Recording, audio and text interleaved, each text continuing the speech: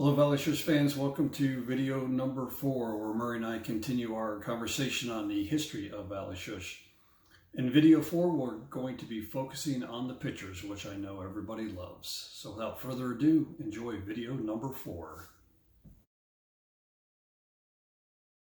A fond memory of when you and your dad were up here, and I believe it was at the top of the hill, not the bottom, that, you know, your dad... It would have been. Yeah, your dad was up there on the... on the bull wheel, and I can't bull wheel.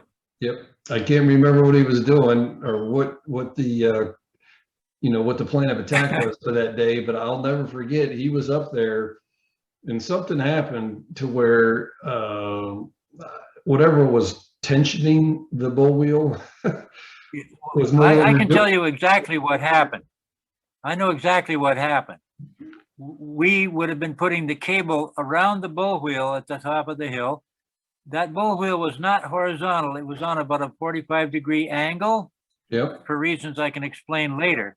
But he would have been at the top of that bull wheel, sort of standing on the spokes of the bull wheel, yep, trying to guide the cable onto it. And then it just decided to turn around a little bit, and he was going with it. That's exactly what happened. I've done the same thing myself. I'll never forget, he was like Spider-Man. I just seen his arms go out and he just held on, and the whole thing kind of spun around, and he just was there, you know, holding on for the ride. So I just he probably didn't broadcast that event to other people, but you may be the only witness. Yeah, well, I just remember as a little boy, my eyes were probably like, you know, like this big or whatever. And your dad just made it seem like it was no big deal. You probably thought he was going to die there. Well, yeah, it definitely got my attention, but so anyway. Well, it would. Yeah.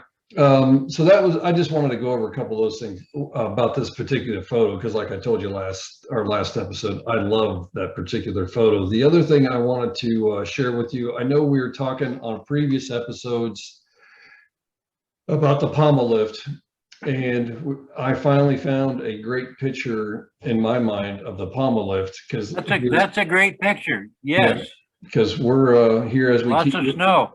Yeah, we're going to keep moving on, and the pommel lift is going to be gone around the 1970 time frame. But yeah, when I saw this, it's like, wow, that looks like an awesome season. And then the other thing I noticed is like how busy you were. Look at that, all those whatever you call the individual sticks there. Everybody's, you know, bars. They're all being occupied. So that was obviously a very good day. Well, that was our goal, to get every one of them full and to get people as close together as we could, and, you know, get as many people up the hill as we could. That lift only took maximum 800 people per hour.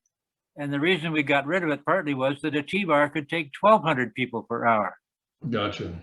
I can go into the math of that, but that's basically it. I mean, that's a really nice picture. I'm glad to see it. Yeah. Do you recognize any of these folks right here?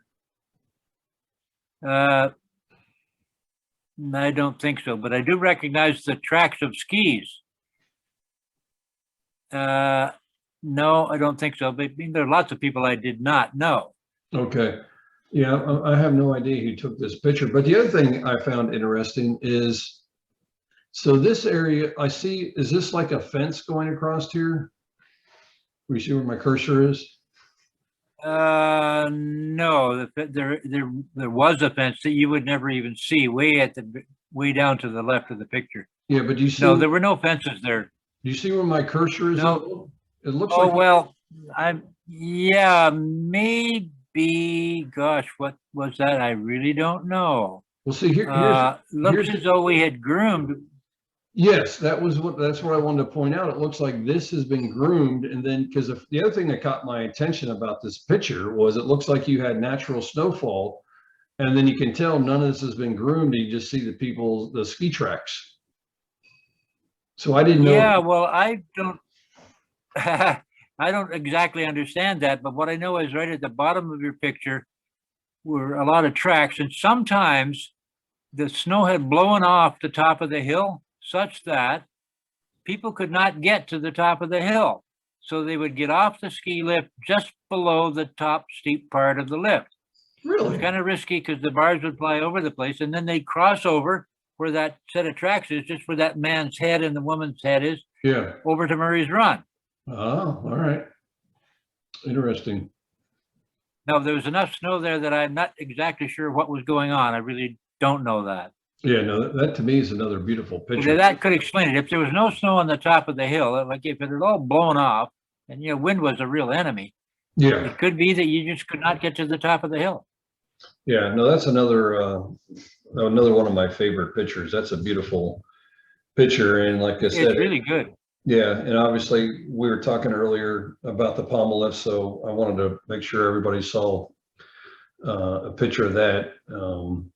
So that is, I spent a lot of time up on that tower and the other towers, painting it and various things.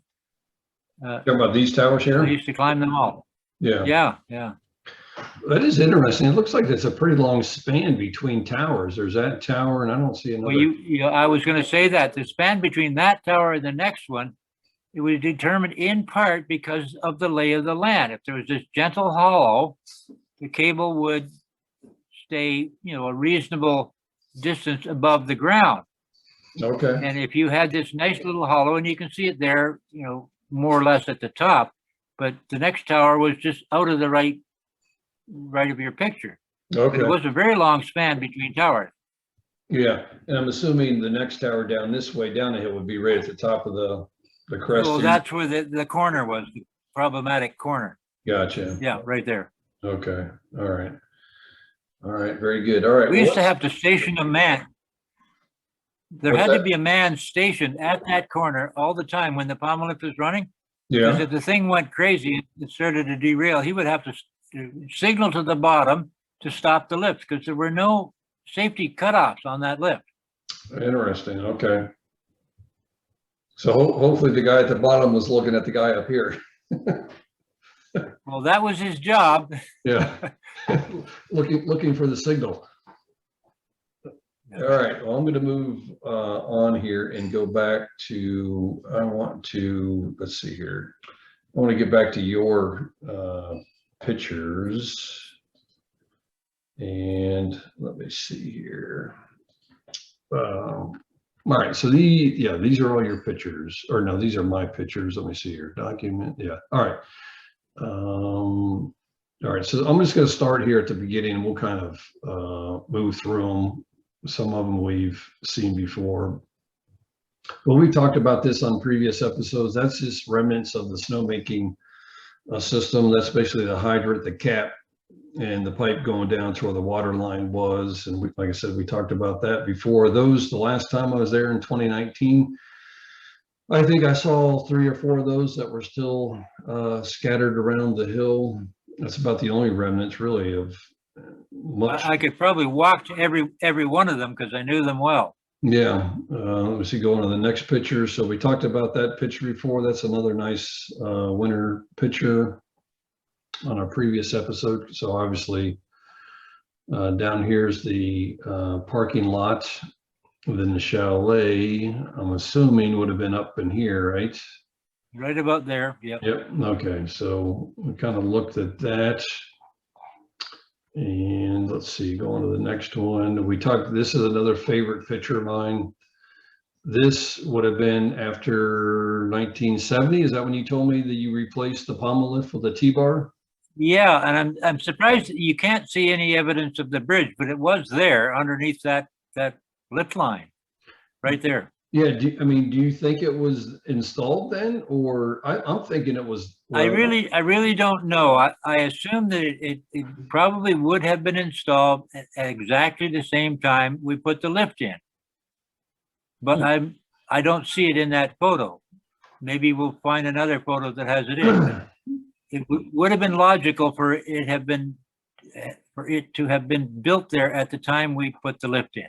Yeah, I'm wondering if you do. So you put it in the summer of 70, was that correct? The T-bar? That's when the lift went in, yes. Okay. Yeah. And then, so this probably would have been the winter of 70, 71, potentially. Well, I don't know the winter. I can't tell from looking at it. Yeah. Well, the only I reason know that I was, yeah, the only reason I bring it up is because I got another great story about you and your father. So this may have been the summer, like the earlier story I talked about being on the bull wheel with your dad. And then I also have another story when I was up there in the summertime when you guys were building this bridge. And the other thing that sticks out in my mind is I can't remember if you had the timberjack or what you were using to kind of get the logs that you had going across to span this gap. that would have been the timberjack. Yeah, but for some reason, I think you may have been like underneath this span and you're trying to place the logs across. And something happened or one of them dropped. It didn't, I mean, it didn't fall all the way down. It was like you were trying to put it on a ledge or a footer over on this side and something didn't happen. But it was another one of those things where my eyes got really wide. Between you and your dad, I was like, ah, no big deal. We're just trying to That's what you call an occupational hazard. yeah. But that's another thing that sticks out in my mind. I'll never forget. But my guess is the lift was in. However, you guys did not have the bridge in, and then the following season. Well, I don't know. The bridge may have well have been there from the, as soon as we put the lift in, when we graded the lift line, a lot of the fill where your cursor is there came from uphill. So I am guessing that we actually had the bridge from day one when that lift was put in, but I didn't keep notes. Well, that makes sense. I mean, I only can recall of you guys putting the bridge in, but I mean, I could definitely see what you're saying. If you're grooving downhill, pushing the snow downhill.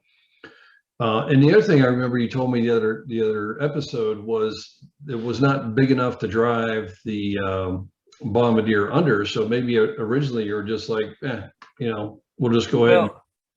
Yeah, I mean, the timing, I really did not keep notes, but the bombardier, the little muskeg tractor, probably would have gone under that bridge. It wasn't terribly high, but the subsequent thiacol Sprite that we had may not have been able to get through the bridge, but it certainly could not have with this nice wide powder maker we had that we dragged behind it. Gotcha. So I don't remember getting under that bridge with the powder maker behind the thiacol. Okay, that could be too. So, all right, but this is another one of my favorite pictures. I love that. It's a really good one.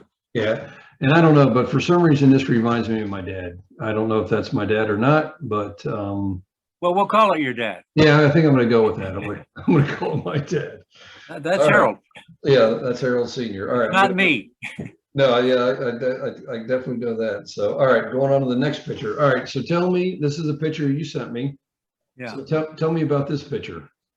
Okay, well, that tree where your cursor is, that was a great big apple tree that had been planted by the farmers, I'm sure. And if you go straight across to the left, across that photograph, past that patch of snow, keep going, right about there was the barn for the farm. So that tree would probably have been between the barn and the house, which we never were able to find any evidence of the house, but it would have been near there. So for all of us, including myself, I have no idea where are we, like, and as well, if you go up to the right, following that little white line, that goes up. Well, not that one, the one below it.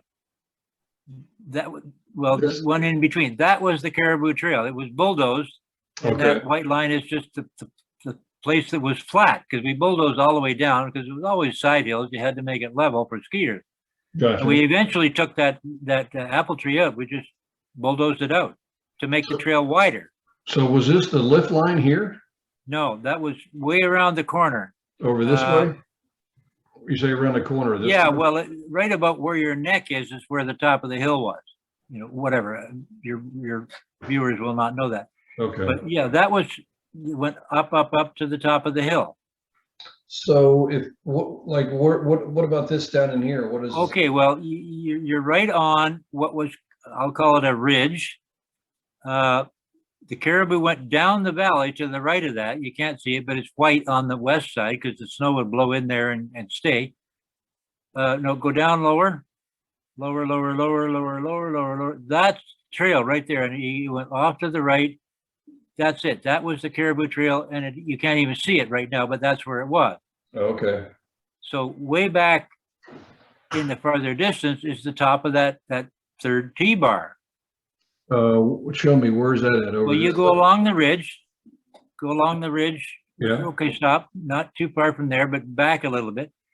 In that area, that's about where the top of the T-bar was, the third T-bar that we got from Aspen. Okay. Up that steep hill, at the top of it was steep also. Down that steep incline you can see. Down Beyond that little clump of trees. Yeah, it went up that hill, just like Yeah. that. Okay. Oh, very interesting. All And you right. could get there, if you wanted to go over there, you could, just follow that ridge whenever there was snow on it. In fact, that may have been why we planted those trees that you can see there, to try and keep some snow up on that ridge. These trees here? Yeah, so the adventuresome people would go along that ridge and then ski down early on through the trees or whatever, just to get down to the caribou, like down there. Okay. Gotcha. Yeah, and I see. This was typical where you see a lot of bare ground. This would be after the January thaw. Okay. Yeah, because I'm just looking, the other thing I find fascinating about these photos, and I don't know if it just happens to be the topography of this particular hill, but if you look in the background here, you see, looks like a lot of snow still on the ground, but I granted. Well, yeah, I mean, the wind blew it off the tops of the hills, or when, the windy parts. Yeah. I know that area, like the back of my hand. I know the names of the people who own lots of parts of it. Yeah. But, if you'd gone over there at that time, you would have seen the same sort of thing, especially on west or south facing slopes. Okay. Or exposed. I mean, the wind was the real problem, the sun and the wind. And what's the deal with this trailer right here? Well, that's our little trailer that we had. I can tell you more about the history of that. I even have parts of that trailer in my yard right now. No way. I do. Really? Yeah. Go ahead. Give me the history on this trailer. When Valley Schuss was started, was 1960. Dad still worked for Carhays for 3 years, I think. And then when Carhays was going to fail, he got a job in Orangeville at a place called Greening Metal Products. They were manufacturing originally wire rope cable. I'll tell you more about that too, but they also made at that time gravel crushing plants, these big plants that would crush gravel and make it into smaller pieces.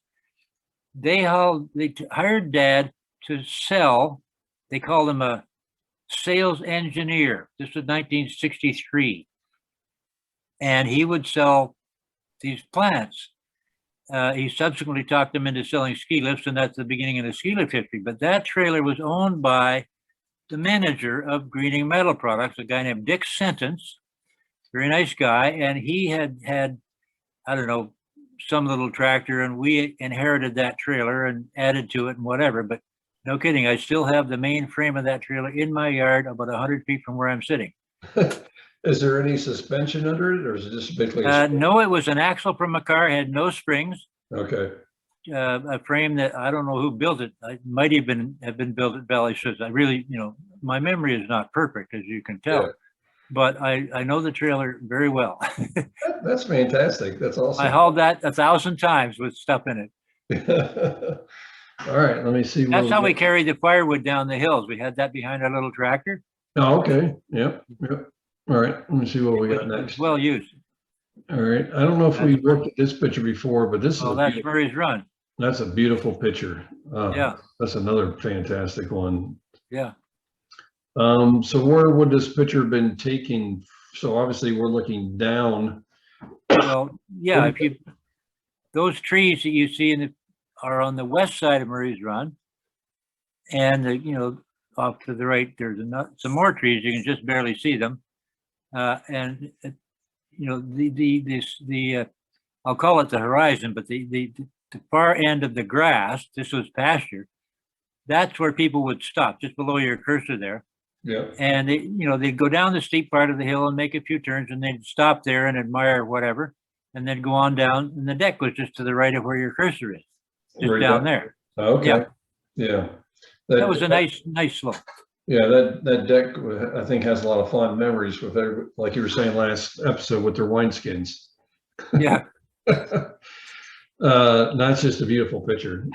Do you, Well, just below your cursor there, when we first built Murray's Run, it was really narrow. And at that time, ski resorts were building these things they called glades. They'd leave a tree here and a tree there and a tree here and a tree there, and you'd ski between them. And it was great for good skiers. And it was right between your cursor and the top of the hill. We put this glade because I really wanted a glade. So we made a glade. But people were like, the trees were maybe 14 or 15 feet apart. Very few people had the guts or the talent to ski between them. So they just avoided it. So I remember discussing with your dad, particularly, I don't know why it was your dad, but I think basically he said, look, let's get rid of the glade and make Murray's Run wider. So we did.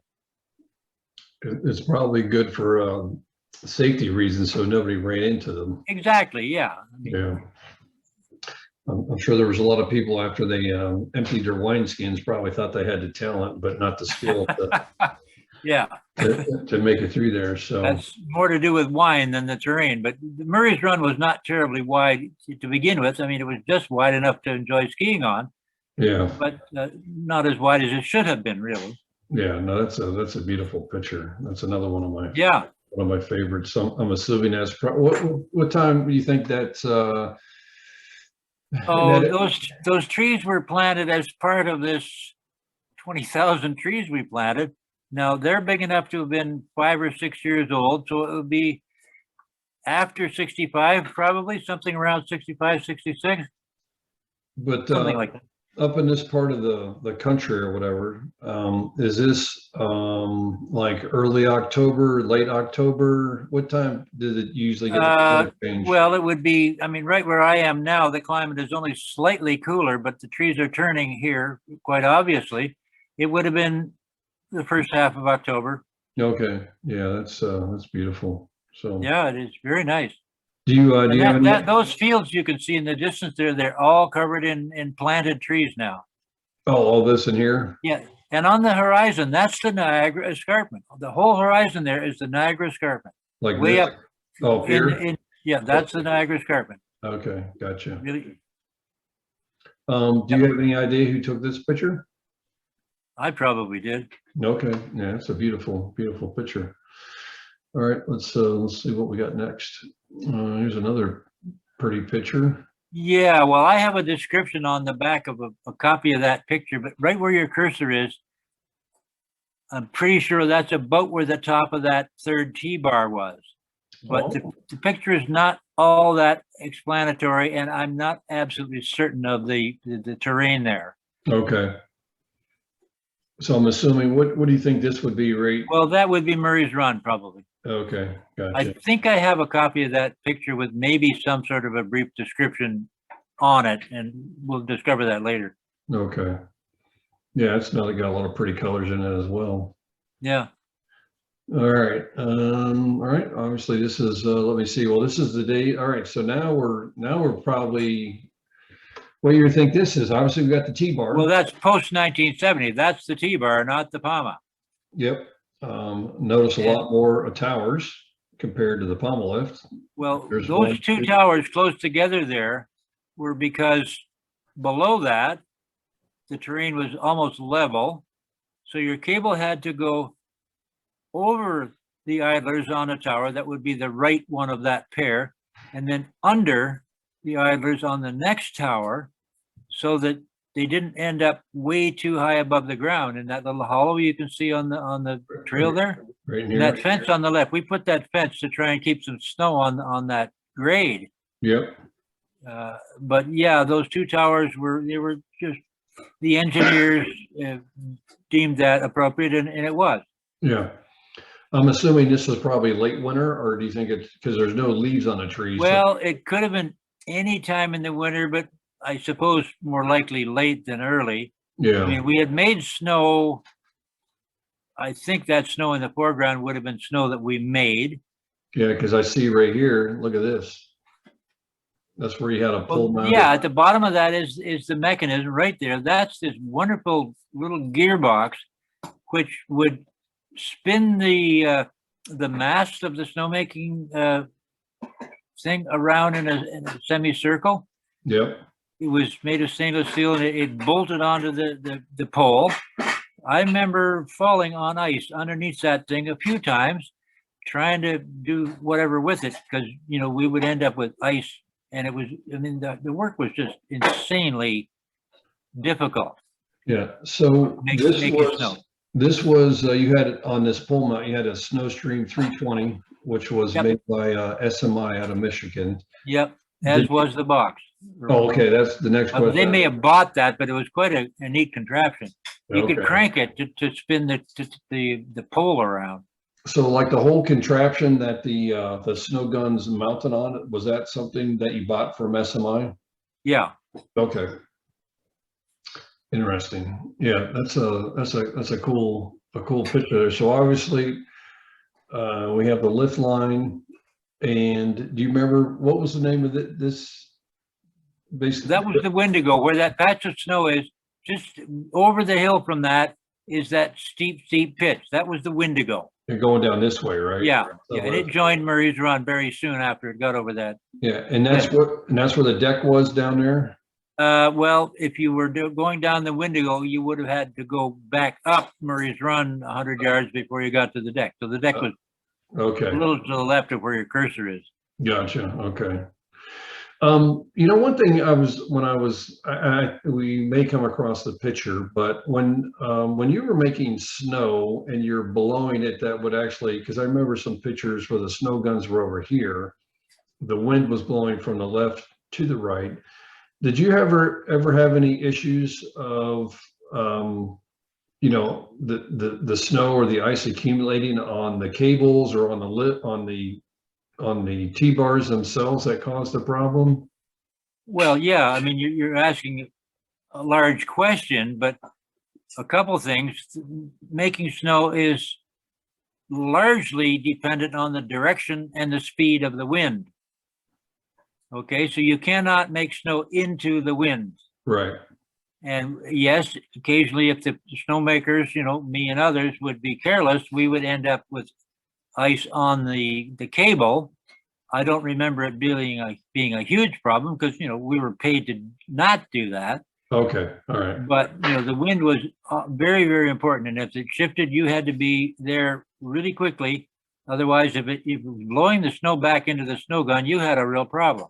Yeah, because that's the one thing I noticed with the one resort that I watch in the wintertime is on their snow cameras is when they're making snow, they leave the lifts running Oh, continuous, and I'm assuming that's not to accumulate like a big load on one, you know, well, it's trying to, that makes sense. Yeah. yeah.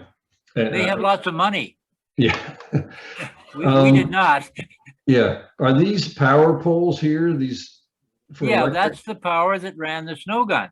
Okay. So, That in US they have the electricity is 450 volts. Ours was 550, and that had a 550 line. That's why the snowmaking cost so much, because we had to run 3-phase 550 power all the way up the hill to run the snow gun. Remember, we did not have compressed air. yeah. We had electricity. Did you have to hire the power company to run the line, or was that something?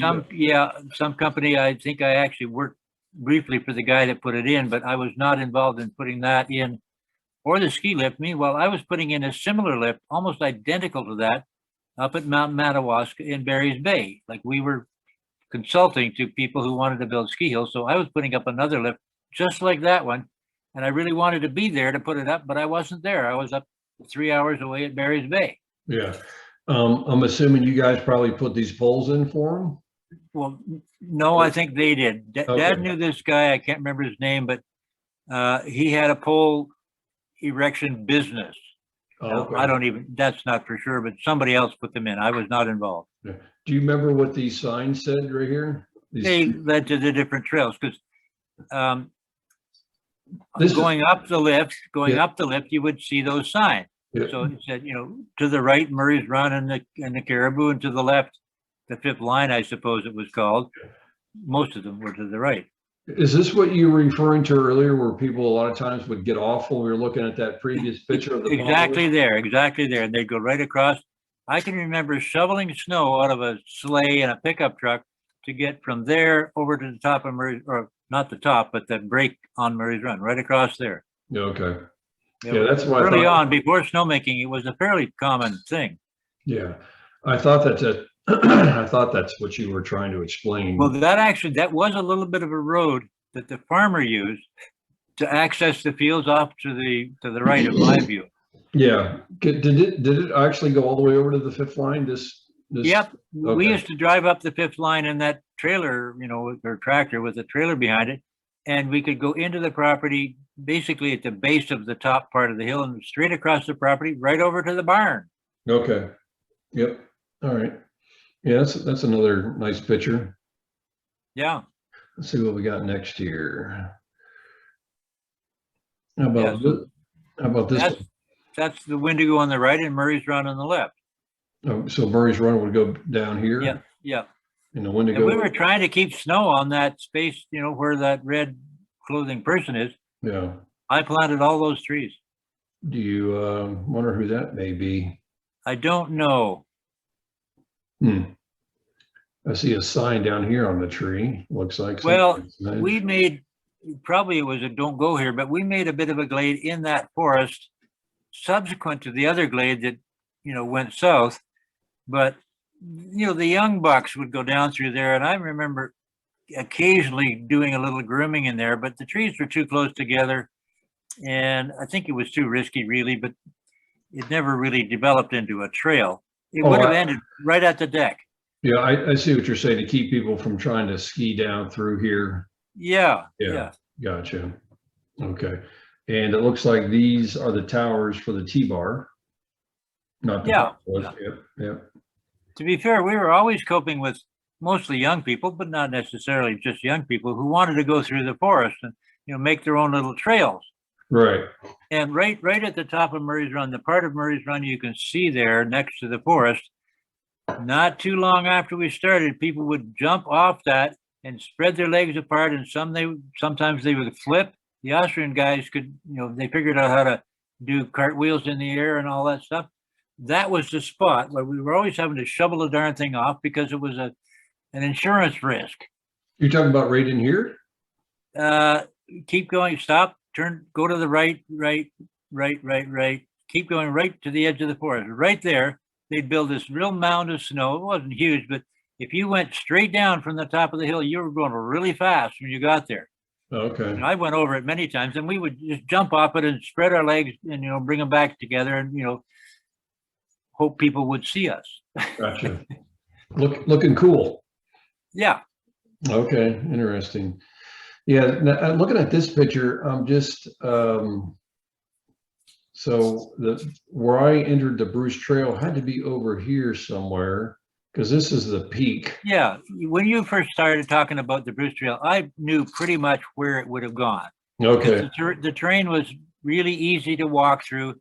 It went somewhere, let's say near where that person in red is. Yeah. And then way across. But I mean, I don't know till I walk it where it really goes. Yeah. No, it's interesting trying to put the pieces together The Bruce Trail originally was nowhere near our place. It was quite a long way away in its first iteration. Yeah. And it would have changed many times. I have this Bruce Trail manual with all the maps from 64 or 5 or something like that. I don't think it crossed Valley Schuss at that time, but I do have that manual. Okay. Let me see what we got up here next. Oh, there's another. That's Murray's Run. Yep. So over here is where you're talking about the steep part was that people would jump. Yeah, that's where the glade was, but that's where we just bulldozed the stumps up. Okay. And the deck was right at the bottom where you can see it going into the forest. Down here. a little lower. Oh, okay, down this way. Well, just at the edge of the trail, Okay, right there, right there. that's where the deck would have been? Yeah. Oh, okay, Oh, interesting. well, no, it's on the right side of the trail. Oh, over here. See a little white line there. There's something Yeah. that might even have been, that could be the deck. Oh, wow, interesting. Okay, It could be. It probably is. all right. I gotta pause for a second. Just hold tight. I'll be right back with you. Okay.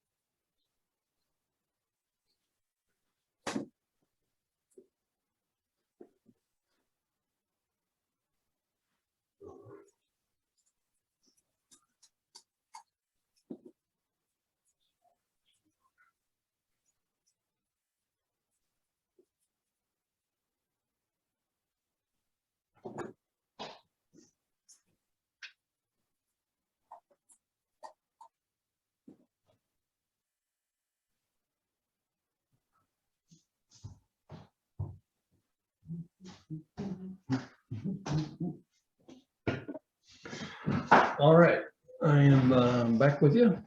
Okay. Yeah, that's I gotta find this. That is, Yeah, you really want to see the deck, don't you? I did, well, at least I want to know where the area was. Yeah, well, that's no problem. Okay, yeah, that's another beautiful picture from the fall. Yeah, early fall. Yeah. Look. Yeah. Were you gonna say something? Oh, no, I was just saying that the terrain in that kind of a light looks kind of mountainous, but I guess you could call it, tiny mountains. Yeah. It was all glacial stuff except the escarpment. You can't see the escarpment except just very vaguely on the very left edge of that picture. But Okay. the escarpment we'll talk about another time, because one of the things that I learned, and I'll share this more in detail later, but was my dad was a mining engineer, but he knew about geography, and we always talked geography. But I learned about landscape a lot and how it changes and how underground water affects it, and on and on and on. I'm still a really avid amateur geographer. So carry on. Yeah, no, all right. Yeah, that's a beautiful picture. So we'll move on to another picture. All right.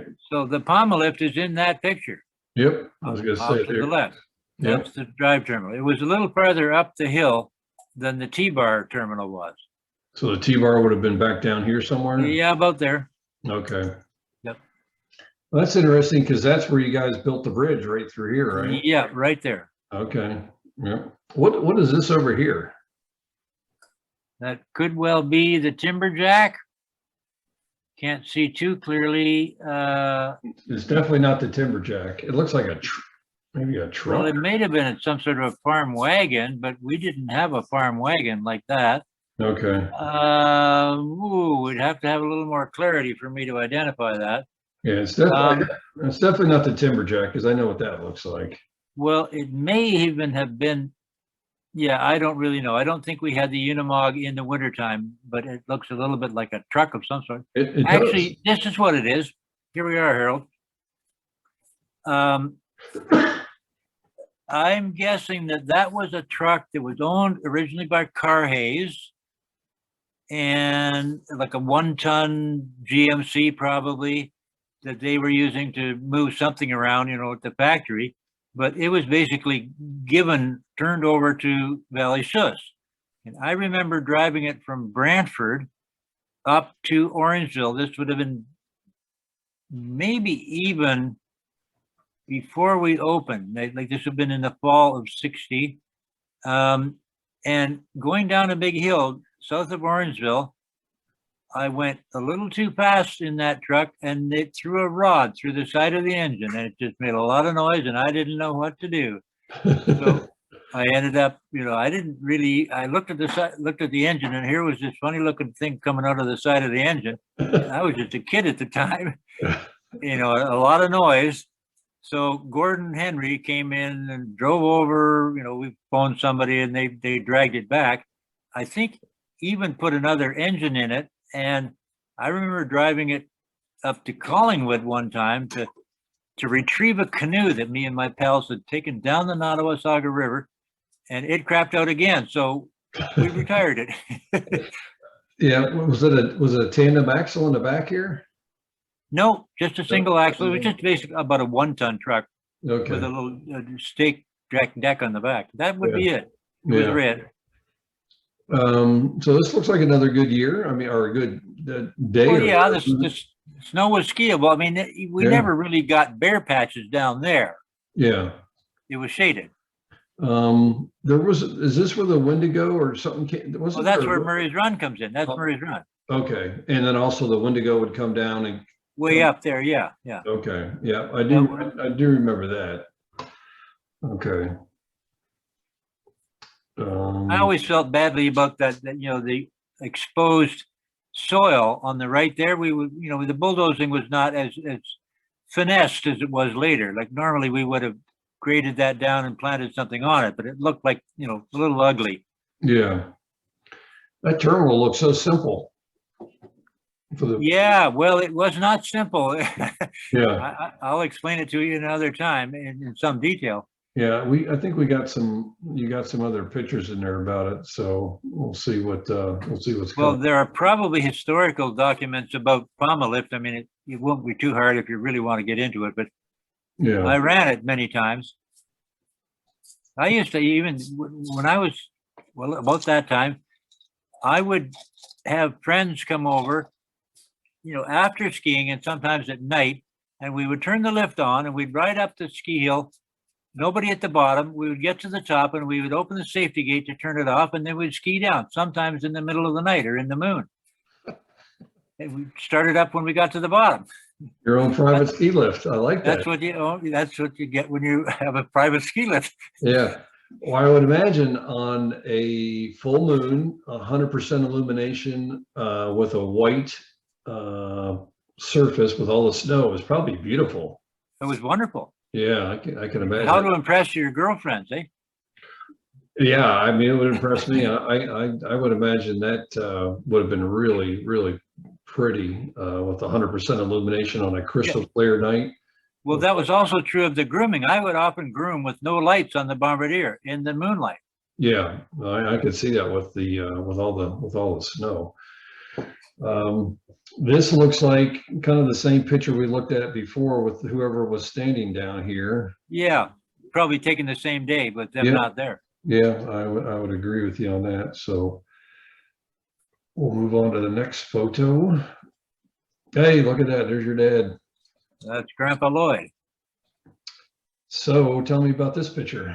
Well, that's the second version of what we called the T-bar, the original T-bar, at the top of the second T-bar hill. But that lift would have had Skyway towers below that and a Skyway drive terminal at the bottom. But that was more or less the original upper terminal, somewhat modified, I suspect. I don't remember the details of the original upper terminal. But again, Dad, he was an engineer, and he knew how to figure like how high those footings needed to be in order for people to get off the lift conveniently, et cetera, et cetera, et cetera. I remember helping to put those towers up. The Timberjack we used, it had a front end loader on it with forks, and we added this extension, which I still have, and we could lift a tower that high with the Timberjack. Okay, all right.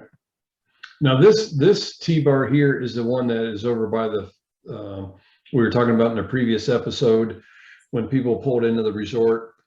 A lot of times you were telling me they turned around because they didn't think anything was back there. Is this the T-bar that you were referencing that you put in so when somebody pulled in they would see a lift? Well, it was the second version of that T-bar, both of them visible from the parking lot. Okay. But this was higher, and it circumvented a traffic problem that the original one had. Gotcha. And the fifth line is very close to that. I think that row of fence posts and whatnot that you can see there may be the fifth line. The trees certainly are along the fifth line, up behind that in the upper terminal. You talking about like up here? Yeah, that's the fifth line. Okay, gotcha. What is this right back here? That's the only, what you call a snowmobile. That was a Ski-Doo double track snowmobile, which at that time people were using sometimes to groom ski slopes, but we never, well, we did groom a little bit with it when our other machines were not running, but there's the ladder we would have been using to, to do things. The ropes that guided the bars around the top terminal were problematic, and we were forever adjusting them so the bars wouldn't get hung up on one thing or another. You talking about you talking about these ropes? That's right. Those ropes were there to guide the bars in, because when people would get off the lift, sometimes they would drag the bar with them way off to the side, and then they let go of it, and it'd be swinging back and forth, such that they would have been knocked Lloyd over in that position. Yeah. So it was quite difficult to control people, less difficult to control the lifts. But, we were always adjusting these ropes. I remember being up there with Dad many times, looking, sometimes for hours to figure out, well, what we could do to make those ropes work better. So without the ropes, when people were getting off, would it take the cable off the? You bet. Okay. So you had to have the ropes. Yeah. So that was the challenge. It's like you needed something to kind of funnel.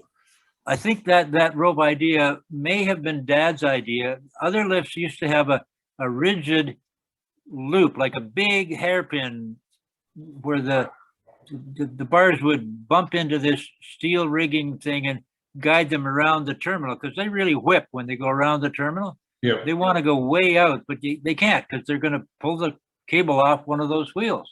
Okay. Yeah. It was a technical problem with all ski lifts. Yeah, I think I know what you're talking about. It was almost like a U-shaped. Yeah, so this one was a V-shaped. Yeah. It was actually quite elegant. When they got to the back, they did what they were supposed to do even better than they did with the U-shaped thing. Yeah. So what you said earlier, I find this kind of fascinating. So this snowmobile actually had two separate tracks? Yep, side by side. Interesting. It was much more stable. But I remember when maybe a year after we built our place, Mount St. Louis happened up at Barrie, and they had about 3 or 4 of them. They did all of their grooming with double track Ski-Doos at that time, early on. So they were pulling something behind these. Yep. Well, I don't know if they did. I remember going there once, and they had done all of the grooming, probably just with the tracks. Oh, they didn't pull all that much. I mean, they were, really underpowered compared to the Bombardier. Yeah, it's interesting. It looks like just a bicycle handlebar to steer it here. Okay. Yep. And one ski on the front, not 2. Oh, okay. Was the throttle up here like a motorcycle? Yep, just like a motorcycle. Yep. Okay. No brakes. You didn't need brakes. Interesting. You said something earlier, and I just here's the thing where I don't think your dad probably gets enough credit, but I mean, you were talking about the height of these footers or Footing. I mean, that to me is like how you go about calculating that. Obviously, he was a scientist. He was a scientist, a physicist. Yeah, no, an engineer. Yeah, I'm just saying. He knew how to do that. Yeah, he gets a lot of. We had to survey. We had a transit, a surveying instrument, and we would have spent a lot of time before that lift was put in. He and me and maybe others, looking it over and surveying and making marks on the ground. And we had, those footings were 4 feet into the ground below that, but that lift came from another spot where you did not require those footings because the terrain was different. Yeah. So it was basic engineering, but I mean, he learned on the job to do that sort of stuff. Yeah, no, that's a good. He was pretty good at it. Yeah.